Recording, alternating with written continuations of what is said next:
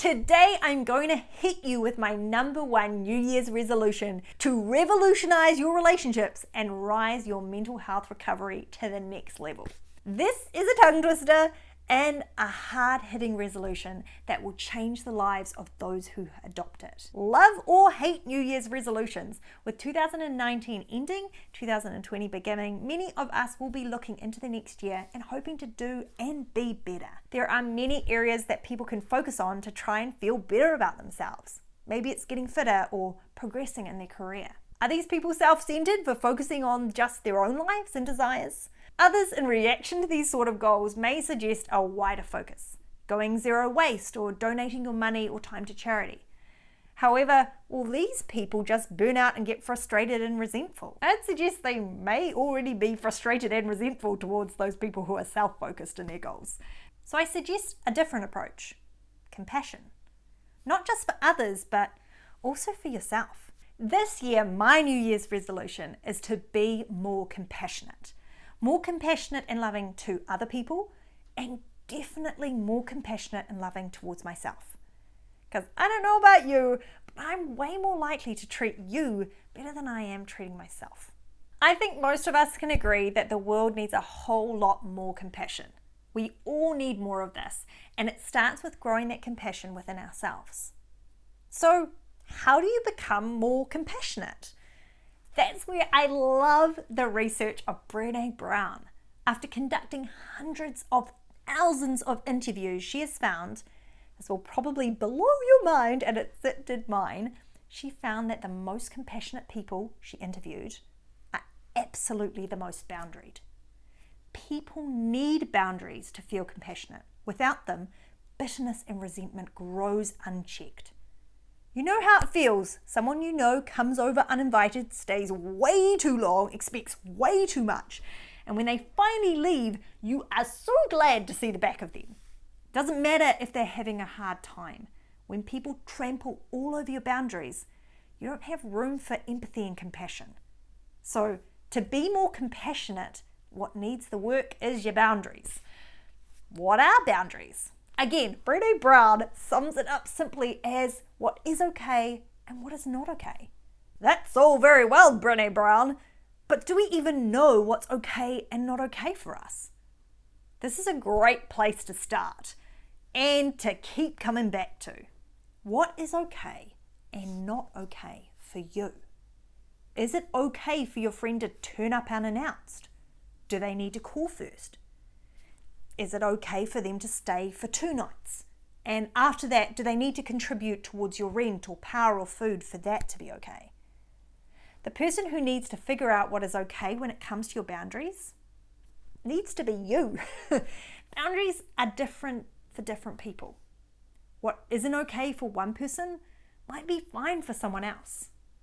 What you're okay with one person doing, like staying over for a few nights, you might not be okay with someone else doing the same thing.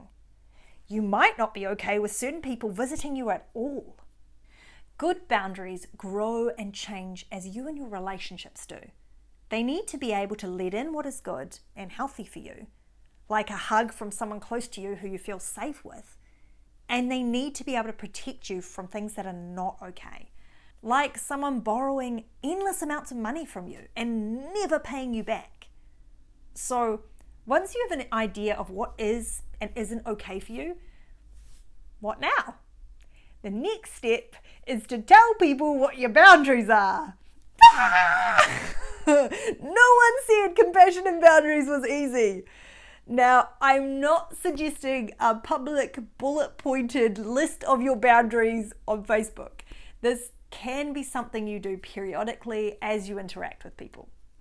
As you see something coming up that isn't okay for you, you say so. When someone has overstepped them in the past and now you know why you felt so upset and resentful, you tell them about it. Or when someone is doing the stepping, you let them know it's not okay with you. At this point, I feel it's important to say that it is not your fault if you stay silent and someone oversteps your boundaries, hurting you and traumatizing you.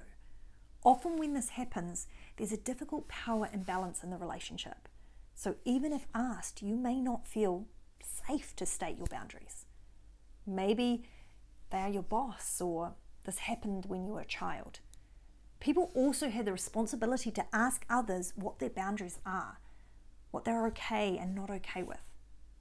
If someone has trampled on your boundaries and hurt you, you deserve compassion and understanding and support from others so that you can do what you need to do to be safe and heal from that hurt. When I was young, I had an older teenage boy climb into bed with me. I didn't want him to do that, and I felt very scared about what might happen. He didn't do anything other than lie there and talk to me.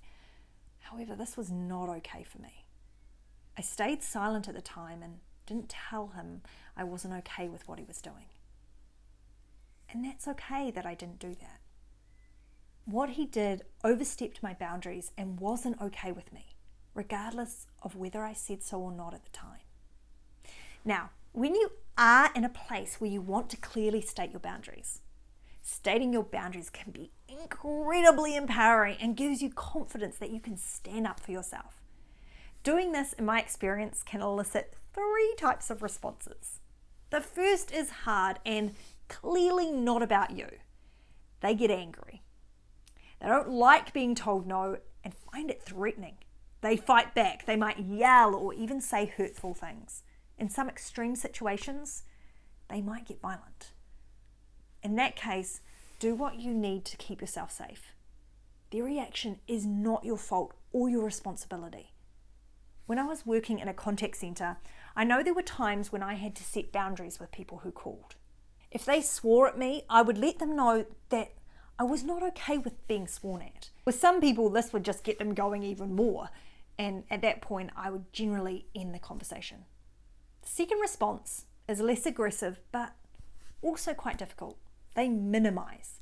They try to convince you it is okay or it's not a big deal. Stop making such a fuss. Stop being so overly sensitive. These sorts of statements convey very little regard for what is okay and not okay for you. They push you to waive your boundaries for them and really undermine the hard work you've done to figure out your boundaries. Dealing with either of these responses is challenging and unpleasant, especially if it's someone you have a close relationship with. These responses, however, give you some very helpful information. This person doesn't have or respect people's boundaries.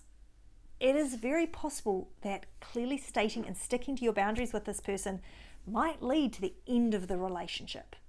I know it has for me a number of times. However, if they're not willing to respect your boundaries, they're very likely to struggle to know and convey their own boundaries. This can lead to them feeling resentful and hateful towards other people.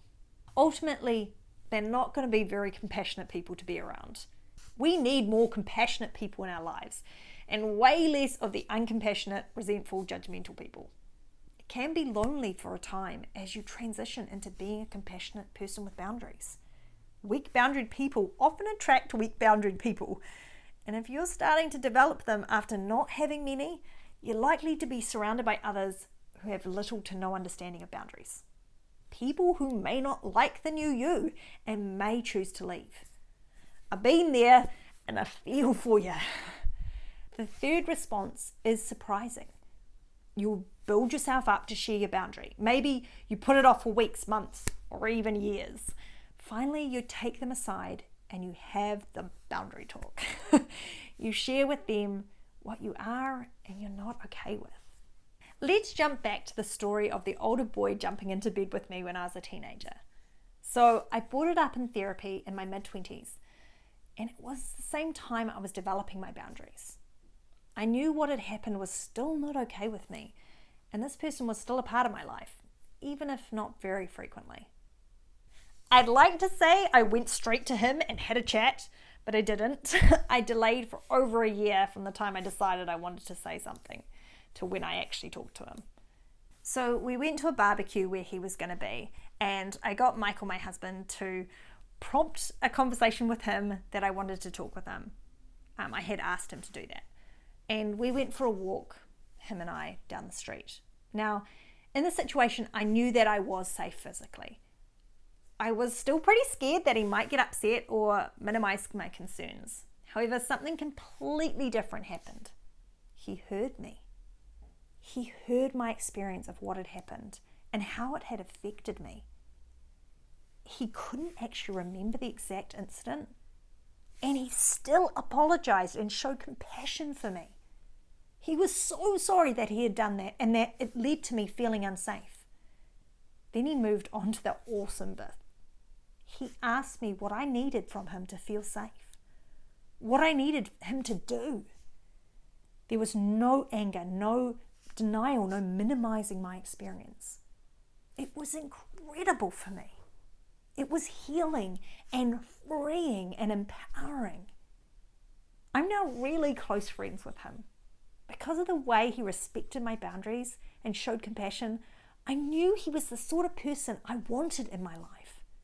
This is also the way I want to respond to other people's expressions of their boundaries, by acknowledging and validating them, seeking to understand how best to honor and respect their boundaries. When you get this sort of response, you also get some important information. Firstly, they understand boundaries and are way more likely to have clear boundaries themselves. And this person has compassion. As I shared my boundaries, I was able to find those I knew who also had strong boundaries. And I could recognize it more easily when I met others that did too. That earlier loneliness can turn into a deeper sense of belonging and acceptance. I've recently found two incredible friends this way. By watching the way they respond to my boundaries early on, I was able to see that they were boundaried and compassionate people.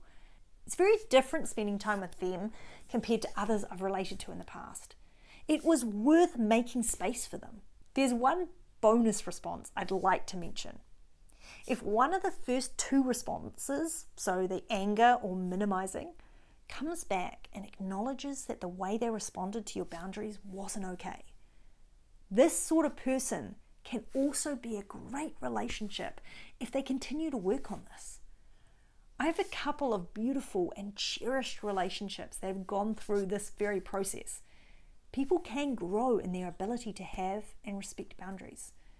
I know because I have, and I continue to. As long as they are working on that, it's cool to be a part of that journey. So why not this New Year's you join me in my quest to become more compassionate? You now know that it is through developing strong boundaries that you grow to be a more compassionate person. Not only is it the most loving and compassionate thing you can do for yourselves and others, it is also the very thing that attracts and keeps more boundaried and compassionate people in your life. Something we all deeply need. If you want to be a more compassionate person in the new year, then give this video a like. And I look forward to bringing you more anxiety-related videos in the new year. Have a great one.